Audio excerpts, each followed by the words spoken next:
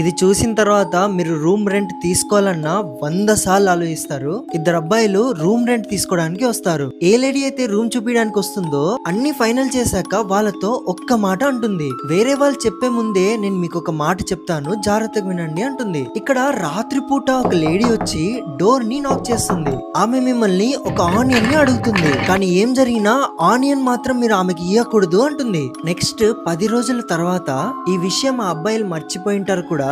Sudden గా night ఎవరో door దగ్గరకు వచ్చి నాక్ చేస్తారు. వాళ్ళల్లో ఒక అబ్బాయి డోర్ ఓపెన్ చేసి చూస్తే ఒక అందమైన అమ్మాయి డోర్ దగ్గర నించొని ఉంది. ఆ అమ్మాయి ఏమో మీ పక్కన రూమే మాది, మా ఫ్రెండ్ మీకు ఏమైనా కీస్ ఇచ్చి వెళ్ళిందా అని అడుగుతుంది. అయితే ఈ అబ్బాయి ఏమో మాకేం ఇవ్వలేదు, మీరు కావాలంటే మీ ఫ్రెండ్ వచ్చేంత వరకు మా రూమ్ లో ఉండొచ్చు అంటాడు. ఆ అమ్మాయి ఆ ఇంట్లో ఉండి కాసేపు తర్వాత వెళ్తున్నప్పుడు మా ఫ్రెండ్ ఆనియన్స్ తీసుకురామనింది, కానీ నేను మర్చిపోయాను, మీ ఇంట్లో ఆనియన్స్ ఉంటే ఇవ్వండి అంటుంది. ఆ మూమెంట్ లో వీళ్ళందరికి అర్థమైపోతుంది ఏదో పెద్ద